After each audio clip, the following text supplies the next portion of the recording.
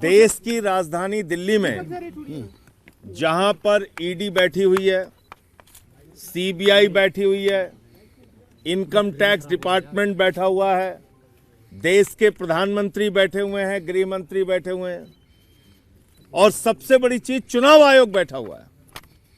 उनकी नाक के नीचे खुलेआम अरविंद केजरीवाल जी के विधानसभा क्षेत्र में 1100 रुपए वोटर्स को रिश्वत के रूप में दिया जा रहा है। करोड़ों रुपए पूर्व सांसद परवेज वर्मा के घर से बरामद हो सकते हैं अगर ईडी वहां पे छापे मारे।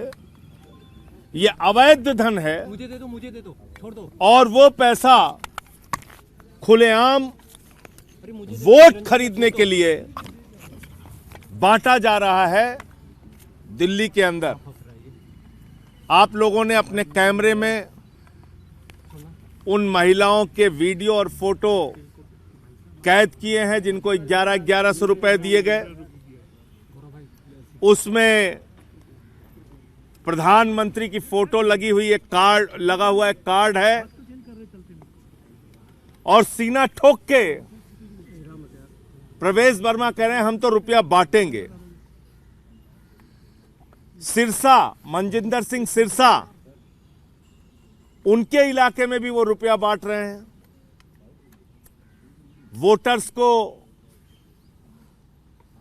लुभाने के लिए, मतदाताओं को लुभाने के लिए पैसे दे रहे हैं, कैश दे रहे हैं। और इसकी शिकायत आज जब मैं ईडी के यहां करने के लिए आया तो बाकायदा मैंने मेल भेजा, बताया उनको कि 4 बजे हम आएंगे। लेकिन जो ईडी हर काम में सक्रिय हो जाती है उसके पास मिलने का समय नहीं है। उनके दफ्तर में ये रिसीविंग दी गई है, ये पत्र हमारा शिकायती पत्र रिसीव कर लिया गया है ईडी के द्वारा। इतना ही एहसान किया इन्होंने, लेकिन किसी अधिकारी ने मिलकर शिकायत सुनने की जरूरत नहीं समझी।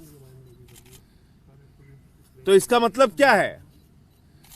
इसका मतलब है कि ईडी सिर्फ और सिर्फ सत्ता पक्ष के कहने पे, प्रधानमंत्री के इशारे पर विधायकों को पकड़ना, मंत्रियों को पकड़ना, मुख्यमंत्री को पकड़ना, सरकारों को गिराना, तोड़फोड़ करना, उसकी एक एजेंसी बन गई है। ये पीएमएलए का सीधा सीधा मामला है। आज भी अगर ईडी छापा मारे, और कल से हम लोग बार बार ये कह रहे हैं, प्रवेश वर्मा को पुलिस प्रोटेक्शन मिली हुई है, पुलिस वहां पे खड़ी है, पुलिस के संरक्षण में वो रुपया बांट रहा है। करोड़ों रुपए उसके घर के ऊपर अंदर मौजूद है, लेकिन कोई ईडी का छापा नहीं हो रहा है, कोई सीबीआई का छापा नहीं हो रहा है, कोई इनकम टैक्स डिपार्टमेंट का छापा नहीं हो रहा है।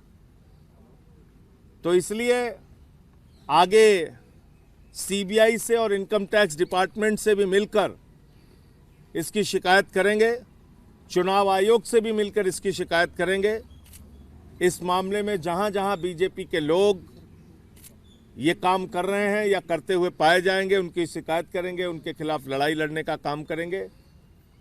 लोकतंत्र का कैसे गला घोटा जा रहा है, किस तरह से पूरा का पूरा सिस्टम कोलैप्स कर गया है, किस तरीके से चुनाव आयोग, ED, CBI, income tax department खामोश है और भारतीय जनता पार्टी रुपया बांट रही है दिल्ली में, ये अब सबके सामने आ चुका है।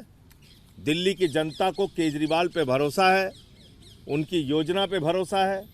जैसे उन्होंने बिजली फ्री, पानी फ्री, शिक्षा फ्री, इलाज फ्री, बुजुर्गों की तीर्थ यात्रा फ्री, माताओं बहनों के लिए बस की फ्री यात्रा दी, ऐसे ही महिला सम्मान राशि 2100 रुपये मुख्यमंत्री बनने के बाद हर महिला के खाते में पहुंचाएंगे। संजीवनी योजना के तहत बुजुर्गों का फ्री इलाज कराया जाएगा। ये जो हमारा संकल्प है उसको हम लोग पूरा करेंगे। भारतीय जनता पार्टी ये नोट बांट के वोट खरीदने की जो योजना चला रही है, ये जनता के सामने एक्सपोज हो चुकी है और जनता इनको जवाब देगी। सर, आपकी प्ली क्या थी? क्या छापेमारी की प्ली है, जांच की प्ली है? क्योंकि वो तो कह रहे हैं कि एनजीओ का पैसा है। अरे भाई, एनजीओ का पैसा पॉलिटिकल कामों में कैसे इस्तेमाल हो सकता है? एनजीओ का पैसा आप प्रधानमंत्री की, मोदी की फोटो लगा के आप बांट रहे हैं। एनजीओ का पैसा आप 10 साल तक सांसद रहे, आज तक तो कभी नहीं बांटा आपने। ये कैसे चुनाव के वक्त में ही बांट रहे हैं आप? ये तो सीधे सीधे एक अवैध धन उनके पास जो करोड़ों रुपए पड़ा है उससे पैसा बांटा जा रहा है। ये सीधे सीधे मनी लॉन्ड्रिंग का मामला है। बाकी इसके जो और कानूनी पक्ष हैं उस पर आगे हम लोग विचार कर रहे हैं। एमसीसी लगा नहीं है तो पैसा आपने बांटने में अरविंद अगर केजरीवाल बांट को भी कहा रहा था, है तो क्या उस दिक्कत पे है? उनका ये जवाब है कि देशद्रोही एक जाट के बेटे को कहा है, जाट समुदाय जवाब देगा। हालांकि ये वही प्रवेश वर्मा है, पिछले चुनाव में केजरीवाल को आतंकवादी तक कहा था इन्होंने। देखिए, ये लोग तो गाली गलौज की राजनीति में ही यकीन रखते हैं। उसका जवाब दिल्ली की जनता अपने वोट की ताकत से देगी।